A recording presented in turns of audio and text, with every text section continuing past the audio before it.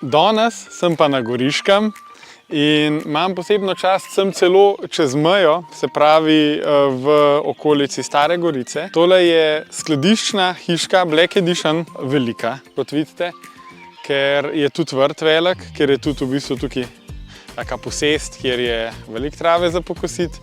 Je pa tudi takrat, ko je vse narejen, ful lep kraj za sprostiti se, za uživati, za umiriti se.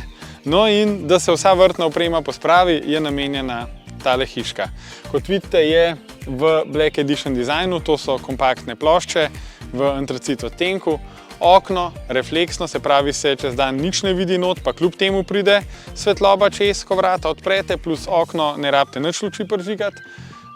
Potem imamo pa tukaj en mini prostor, ki pa upravlja svoj namen točno tako, kot smo ga mi predvideli pa si zamislili, se pravi, tukaj noter je razno. In ta razno je lahko tukaj pospravljen, zato ker je lahko na prostem, ni bojazni, ne vem, da bo nekdo kaj vzel, ukradel.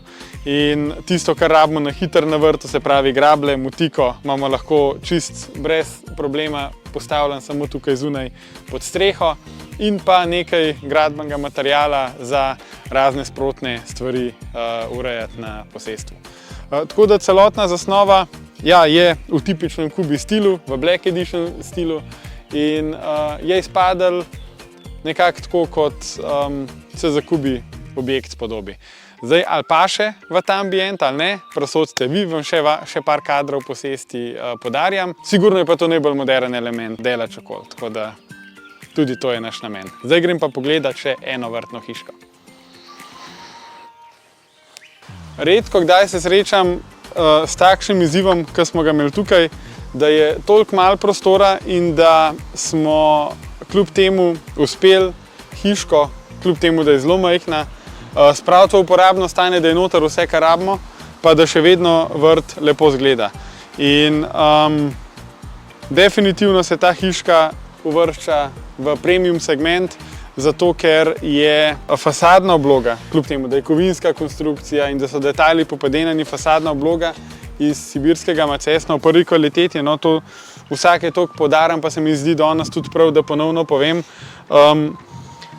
Macesen v prvi kvaliteti pomeni, da je zelo malo grč, zelo malo smole, da so deske brušene in da je ta prav avtohton macesen, kar pomeni, da dejansko zdrži generacijo, je zelo obstojen, je trajen in tudi na dolgi rok obstane v takšni obliki. Tako da to je opcija za vse tiste, ki so vam naravni materiali blizu, ki vam je narava blizu, ki vas ne moti, da takšen les posivi.